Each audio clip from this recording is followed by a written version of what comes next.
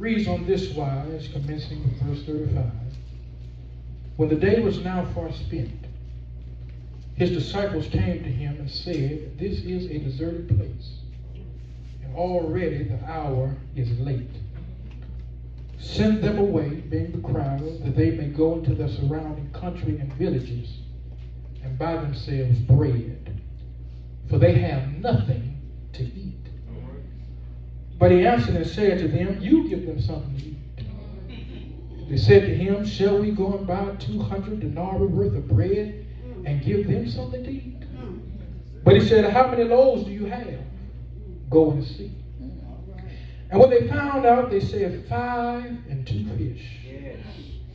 Then he commanded them to make them all sit down in groups on the green grass. So they sat down in ranks in hundreds and in 50s. And when he had taken the 5 loaves and the 2 fish, he looked up to heaven, blessed and broke the loaves, and gave them to his disciples to set before them. And the 2 fish he divided among them all. So they all ate and were filled. And they took up 12 basketfuls of fragments and of the fish. And now those who had eaten the loaves were about 5,000 men. Right. You may be seated. Right. In the presence of our Lord and our Savior Jesus Christ. For the time that I have to share, I'm going to talk from these words of preaching, the little things that count. Right. The little things that count. We all want big things, big success, big recognition, and big impact. But here's the truth: big doesn't happen overnight. Every success, every plan, and every goal begins with a small effort that grows over time. Take, for example, Steve Jobs. In 1976, when Jobs was just 21, he and his friend Steve Wozniak founded the Apple Computer Company in his family's garage. And to fund their dream, Jobs sold his Volkswagen bus, and Wozniak sold his scientific calculator, raising about $1,300. And what began as a humble venture in a garage has since grown into a global tech giant. And today, Apple is valued, and millions of people around the world use Apple products, from iPhones to MacBooks and even the Apple Watch and AirPods. In the same way, Steve Harvey's journey began with small resources but big dreams. In 1991, Steve was living in his car with just $35 to his name. But instead of giving up, he used those $35 to pay for an open mic night, which turned out to be his big break. And today, Steve Harvey is a household name, known for his success in television, radio, and books. And even today, he continues to entertain us with the game show Family Feud. And then there's Tyler Perry. He started with little more than a dream. In the early years of his career, he struggled financially, living out of his car. But rather than letting his circumstances define him, he invested in his vision, creating stage plays that eventually led to his massive success in television and film. And today, Tyler Perry is a billionaire with his own production studio, becoming one of the most successful African-American filmmakers and entrepreneurs in history. And of course, there's Jeff Bezos. In 1994, Bezos launched Amazon from his garage with a small and even bigger vision to create the world's largest online bookstore. And with a tiny team and limited resources, Bezos built the foundation for what would become an e-commerce empire. And now Amazon is worth $1 trillion, revolutionizing industries from retail to entertainment. And because of this small beginning, we now can experience the joy of packages being left at our doorstep. All right. But each of these individuals show us is that the little things truly count. Because even when we don't have much, we always have something to begin with. But before the world knew the names of these individuals, there was a moment in Mark chapter 6 when a hungry crowd discovered how far a little can go. Because after Jesus' apostles returned from their mission of healing, preaching, and casting out demons, they were now exhausted. And Jesus, seeing their need for rest, led them to a quiet place. But the crowd that they were just eager to get away from was so determined that they spotted where Jesus and the apostles were going, rushed ahead of them, and they got to their destination before they did. But instead of turning them away, Jesus met them with compassion. He saw their hunger, not just spiritually, but physically. And with only 5 loaves and 2 fish, he took what little they had and multiplied it. And when he took what they had, multiplying it, he fed over 5,000 people. And to sum it all up, he shows us that what may seem insignificant in our hands can be transformed into something powerful. That's right. When placed in His. But truly recognize the value of the little thing. You must first, number one, encounter the impossible. Come on, preacher. You have to encounter the impossible. All right. Jesus, understanding the need for both rest and ministry, took his disciples, his apostles, to a quiet place to recharge and rejuvenate away from the crowd. And no doubt the apostles were eager for some much needed rest because they had a busy day. Therefore, upon noticing the crowd, they might have thought, let's keep sitting. If we go in another direction, if we travel somewhere else, the crowd that has just caught up with us will not be able to find us. But unlike the apostles who might have been troubled by the presence of the crowd, Jesus noticed that the people amongst the crowd were like sheep without a shepherd. All right. And without a shepherd, he understood that they would be lost. And instead of ducking and dodging them like a person would that owes you money, he stepped into the shoes of a shepherd. And he began to guide the people in the crowd through his teaching. While Jesus taught, he began teaching past 3 p.m. This means that he got a bit like me, and Jesus was long-winded. And because Jesus was long-winded, his disciples had made an attempt to pull his coattail to send these people away before dawn to grab something to eat. But Shiloh, you may not realize, but sometimes your mouth can get you in a world of trouble. Because after the apostles made this suggestion, it backfired, writing them a check they couldn't cash. Because while they were resolved and set in their mind to send the crowd away, Jesus turned to them and said, you give them something. That's right. Yes. And after they heard this, they quickly began to calculate the cost of what it would be to feed the crowd. When they did this, they realized that the price tag was 200 denarii.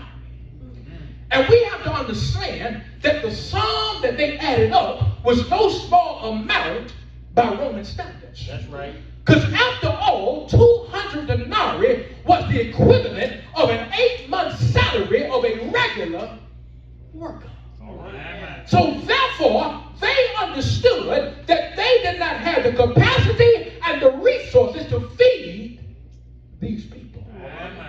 And if I had been there, I probably would have said, how on earth are we going to feed all these people?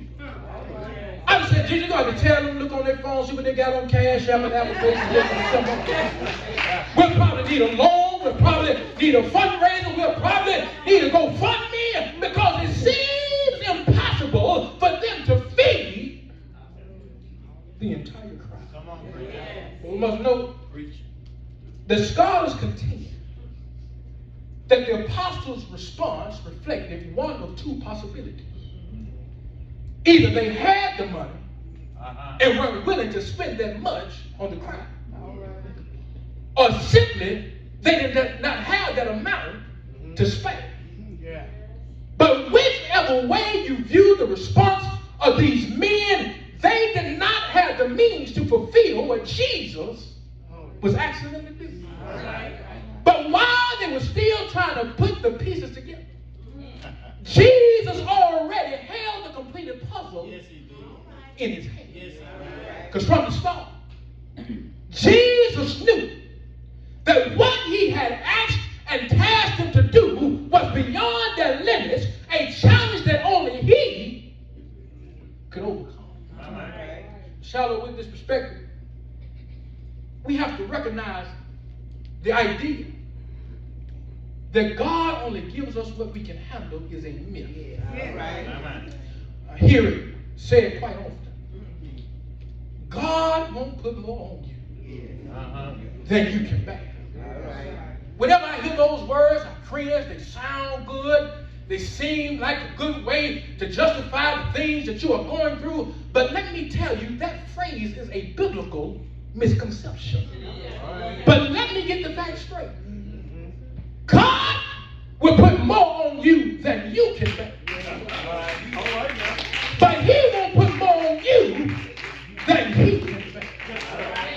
Because we have to understand that in life, God will allow you to go through some overwhelming things that are beyond your ability to handle.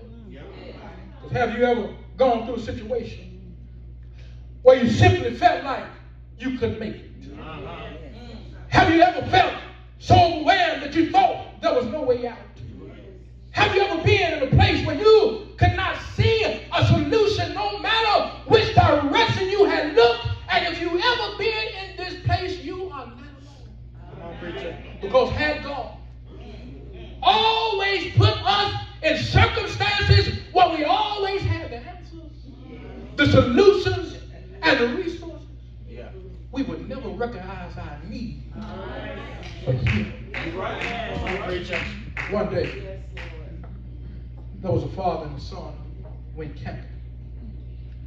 When they went camping, it was very cold, so they needed some wood to start a fire. So they walked through the woods, walked and walked until they found a place where there was some wood they could chop. And when they found the place, the father said to his son, "Son, grab the axe, and start chopping up the wood." So little boy began chopping up the wood. He got onto a great start, chopping and chopping. But there was one piece that the little boy couldn't chop. But even though he couldn't chop it, he kept swinging the axe, trying to chop up the piece of wood as his father had told him to do. And when he realized he could not chop the wood, he looked at his dad and said, "Daddy, I can't chop this piece." His dad responded to him and said, "Son, you're not using everything that you have." So after his father had said that, he went back to chopping the wood. Then he looked over to Dad again. "Daddy, I don't have the strength to chop up the wood." Daddy looked at him again and said, "Son, you're not using everything that you have." So the little boy tried to swing the axe one more time, but when he realized he could not do it, he slung the axe on the ground. And his father, that watched him struggle, grabbed the axe and chopped up the piece of wood that he couldn't chop. So when he saw his father chop up the wood, he got upset. He said, "Daddy, you saw me struggling with the wood, but you kept telling me to use everything that I had. I used all the strength that I had. I used all the power that I had to ensure that I chopped up the piece of wood." But his daddy looked at him and said these words. He said, "Son, you probably used all of your strength. Yes, sir. But you still didn't use everything you had. Yes, sir. Because you have me standing right here. And I was waiting on you to put down the axe." So I can start. Can I tell you, many of us like that little boy. We're too busy trying to chop everything on our own, and we keep God on the sidelines. But you need to get to a point where you can put down that. Because God is the one that can cut through what you can't pass through. He's the one that can break the barriers that you can't even get through. He's the one that can remove the things that are standing in your way. So let me tell you, if you are in a place where you feel like it's beyond your ability to handle, you are in the perfect position for God to work. Because what seems impossible is just another opportunity for him to show you that he can make the impossible possible. So you have to encounter the impossible. But not only do you have to encounter the impossible, but you have to entrust the insufficient. You have to entrust the insufficient. Jesus was teaching, and the apostles recognized that the crowd was hungry. And though they understood the situation that was at hand, they did not see it as their responsibility to fix it. Yet, Jesus entrusted them with a task to ensure that the crowd's need was met. But we have to understand that you'd expect these men to say, hold on, Jesus. We came out here for rest. And now you expect us to feed 5,000. But while we're discussing this, we often refer to this as the feeding of the 5,000. But the number only accounts for the men. That's right. Including the women and the children. The crowd could have been large as 15,000 people. But knowing that the solution was within reach, the instruction shifted from go and buy to go and see, because Jesus told them, search among the crowd for any bread that's available. And without making any excuses or asking any questions, they carried out the task as instructed. And as John chapter 6 verse 9 tells us, they found a lad, a little boy who had the lunch that they needed, and it was 2 fish and 5 barley loaves. Now at this point, I wrestled if I wanted to mention this in my sermon. I kept adding this application, I kept deleting the application. But we have to consider the fact that because this boy is a lad, it is likely that he did not pack the lunch that he had. All right. It's just that his mother, his father, or legal guardian had packed the lunch that he had on this particular day to follow Jesus. Yeah. But had they not packed the lunch, the little boy wouldn't have had anything to serve to Jesus. Let me bring it to you like this. Come on, Rick. You wonder why there aren't a lot of young folk in the church? Yeah. It's because nobody's at the house packing the lunch. There's nobody equipping their children in the word. There are some individuals who don't even show their children how to pray. There are some parents who don't even allow their children to come to church, talking about he didn't want to come today, he didn't feel like it. But that's not the way you pack that lunch. And let me tell you, the lunch isn't packed. They won't have anything to serve to Jesus. Little boy had his lunch packed. The disciples got hold of the lunch. But we have to understand that this lunch seemed like it did not have any value. All right. Because the barley loaves were the cheapest type of bread that could be made of bulk. And the fish were about the size of a sardine. And it stands to reason that this little boy likely came from a low-income background, And this was probably all the food that he had to eat on this particular day. And now they want to take it from him. All right. And even worse, Yeah. when he got wind and got an understanding of what they wanted the lunch for, he could have reacted as Smokey did in the movie Friday when his mama gave him a $1 bill for a pack of cigarettes and said, wait. What is this? This ain't a... But you have to understand that although it seemed like a small amount, Uh-huh.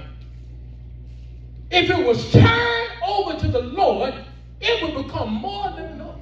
All right. All the little boy had to do was let it go. All right. I want you to understand that what matters to God is not the quantity of what you have, but the quality of how you use it.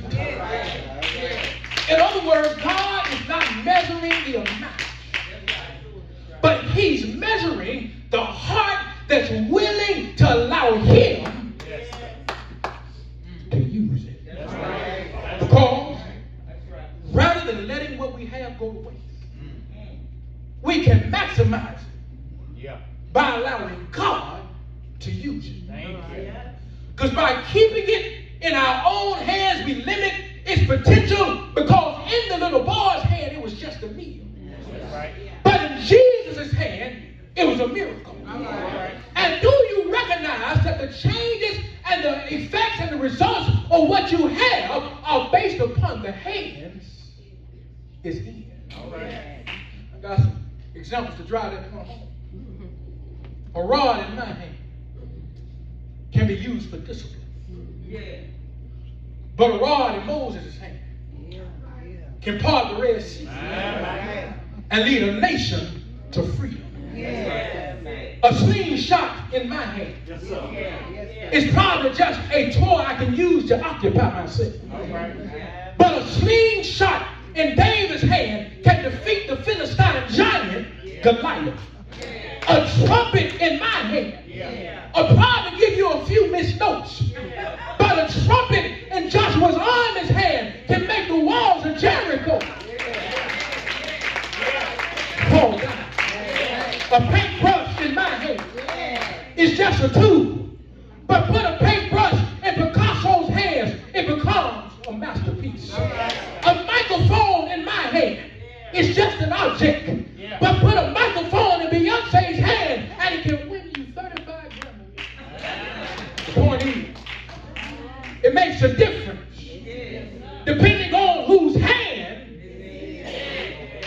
is in it. So let me tell you, if it's in your hand, stop clenching your fists. All right. Stop holding on to your resources. Stop holding on to your gifts. Stop holding on to your finances, keeping them in your hand, but let them go and put them in the hands of God. Because when you put them in His hands, He can work wonders and do far beyond what you can imagine. You probably just got an associate's degree. Probably ain't got a bachelor's, master's, or a doctorate. But put that associate in God's hands. And He'll open doors of opportunity. You may not have all of the finances that you want. You may not be a baller and a shot caller. But put what you have in God's hands. And He can bless you and multiply your resources to the point that not only will you be able to just get what you need, but you can get some wants as well. The fact is, you need to entrust your resources to God. Allow Him to do what He does best. That's right. We have to understand the little things that count, you have to encounter the impossible. You have to entrust the insufficient. But when you do those two things, you can experience the incredible. You can experience the incredible. Jesus, without telling His disciples what He intended to do, directed them to have the people in the crowd to sit down in groups of 50s and 100s in the green grass. Now, Shiloh, I've seen enough that some folk don't know how to behave when food is involved. Say that. I mean, have you ever been at the cookout, the fish fry? You've been waiting on the fish. The fish don't even be out of grease 30 seconds, and now you have to wait until the next batch is dropped. But some folk don't know how to act when food is involved. That's right. And had the people been standing around and moving, it probably would have turned into chaos with everyone pushing and shoving, making it hard for everyone to get their portion. And the lesson that we can learn by having these people sit down is that sometimes blessings can pass you by and slip away whenever you are over the place. Because sometimes you are all over the place to the point that you do not see the need, that all you have to do is sit down. Because the simple act of sitting down was preparation. It was a necessary step for the miracle to take place, and the people had to be organized and in a ready position to receive what they wanted. It's like a game of football. The quarterback has the ball in his hand. He can throw the perfect pass. But even though the pass is thrown, if the right receiver is not in gear or in position, all it will become is an incomplete pass. And let me tell you, God is the quarterback with your blessing. He's handing out, passing out blessings. But if you're not in the right position to receive it, you can miss out on what He has for you. So often, we feel the need that we have to get blessings by doing. You don't have to run around like a chicken with your head cut off. You don't have to chase every opportunity. Sometimes all you have to do is pop a chill pill. Sit down and relax and wait for the blessing to come to you. And let me tell you, whenever you sit down, you don't have to worry about finding the blessing. But when God sees that you are ready, everything that's meant for you will find you. So, Shiloh, are you in position to receive your blessing? All right. Jesus, know what He would do? He had the people sit down. But after the people were organized, Jesus took those loaves and He offered a blessing. Now, Jesus knew exactly what He was about to do. We know, if you're a Bible reader, we know what Jesus is about to do. But notice that He didn't wait until after everything was over to bless it. But before He did anything else, He blessed it. Because by Him blessing what He had, He was giving thanks to God for what they had. Even though it seemed insignificant, even though it seemed like it would do little, Jesus still looked up toward heaven and gave thanks for what He had. Shiloh, let me reel you in. Do you want to know why you cannot experience the fullness of your blessing? It's because you're not appreciative of what you have. Because it's not until you appreciate the many M-I-N-I that God can bless you with the many M-A-N-Y. And to get more, you sometimes just have to be thankful for what you got. The song said you may not have a big Cadillac. That's right. Somebody didn't know. Yeah. And he went on to say, just be thankful for what you got. Because the season saints put it like this: we complain with a loaf of bread up under our arm. You complain about that job you got. You talking about every co-worker that's getting on your last nerve. But thank God you got a job that pays the bills and make sure that you are able to meet your needs. You're complaining about that doom buggy you got. Every time you turn around, there's a problem with it. But thank God you can get from point A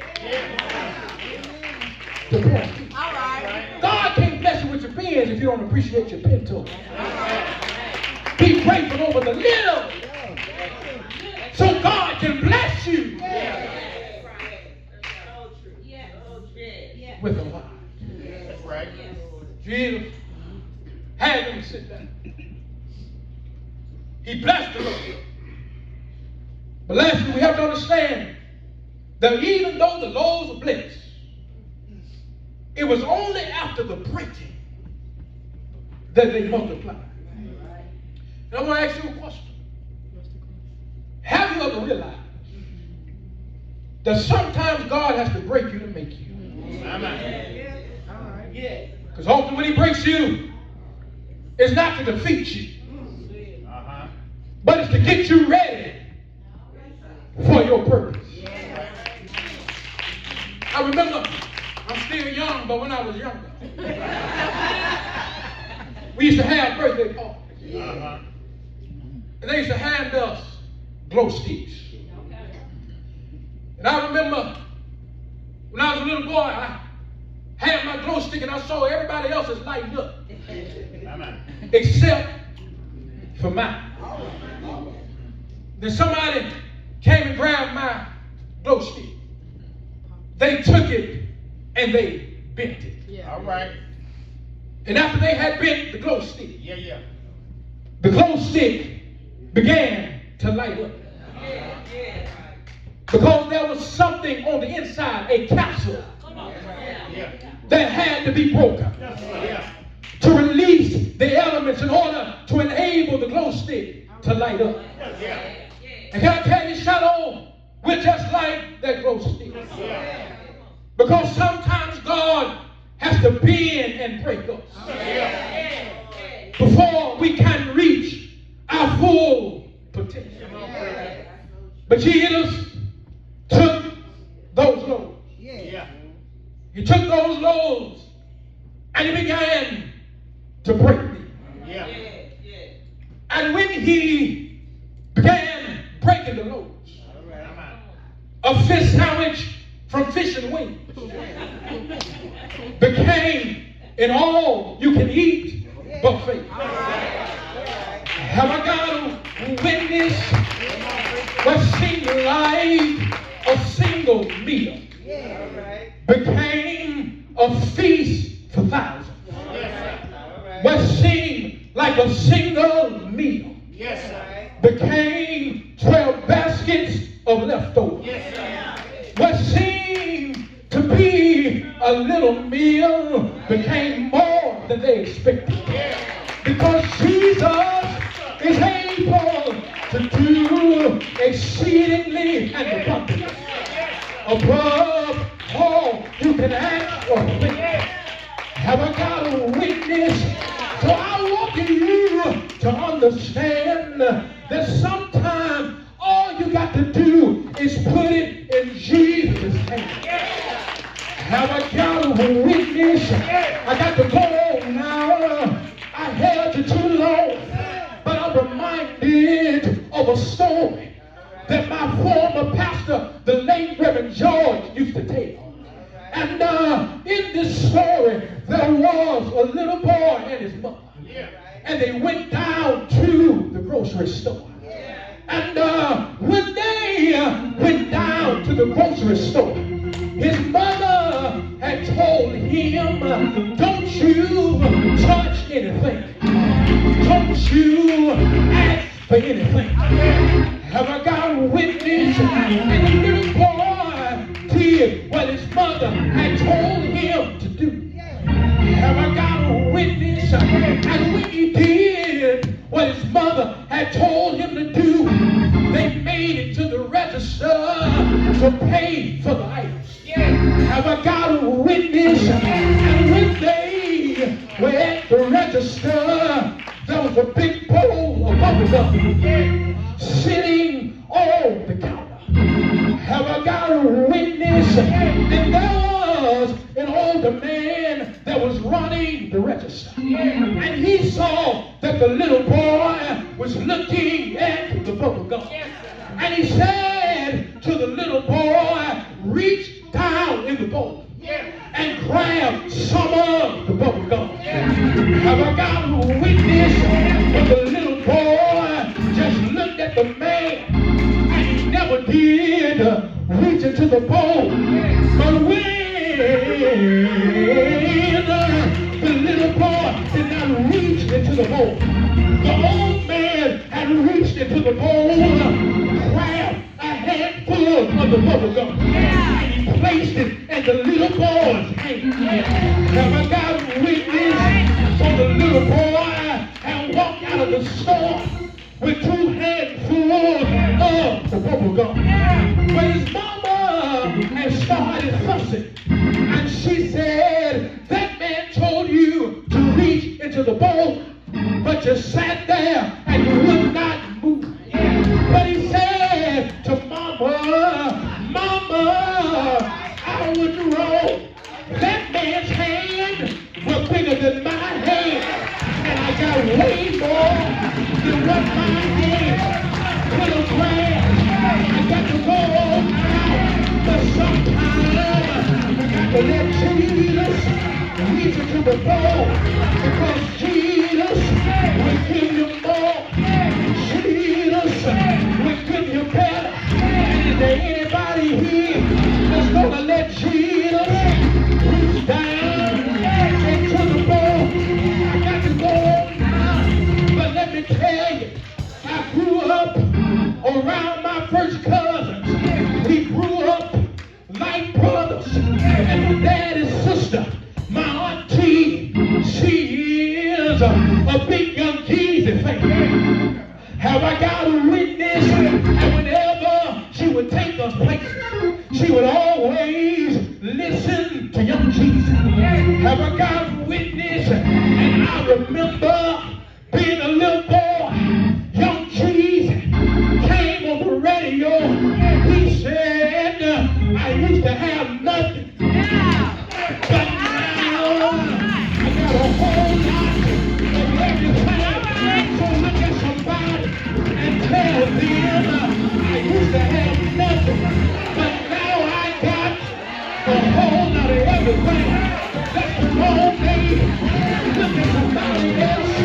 Tell them, I used to have nothing, but now I got a whole lot of everything. Now look at the person behind you and tell them, you may wonder what I got a lot of, but let me tell you what I got a lot of. I got a whole lot of blessings. I got a whole lot of provision. I got a whole lot of abundance. I got a whole lot of peace. I got a whole lot of dreams. I got a whole lot of hopes. I used to have nothing, but now I got a whole lot of everything. And now I'm like David, my cup. I'm like David, my cup ain't full on yet. I'm like David, my cup is running over. Look at somebody, tell me it's running over. It's running over. Put your hands like this. It's running over. Oh, and now I got more than enough. I got a witness. So grab somebody, hug somebody, tell them I'm not living in lack, but I'm living in the overflow. I'm living in the overflow because Jesus exceeded my expectation. Ain't he all right? Say yeah, yeah, yeah. I used to have a whole lot. I used to have nothing, but I got a whole lot of everything. But let me tell you that 2,000 years ago, I sure enough had nothing but one pride. Look at somebody, tell them one pride, one pride, one pride. Jesus, he died on the old rugged cross, died between 2 feet, died to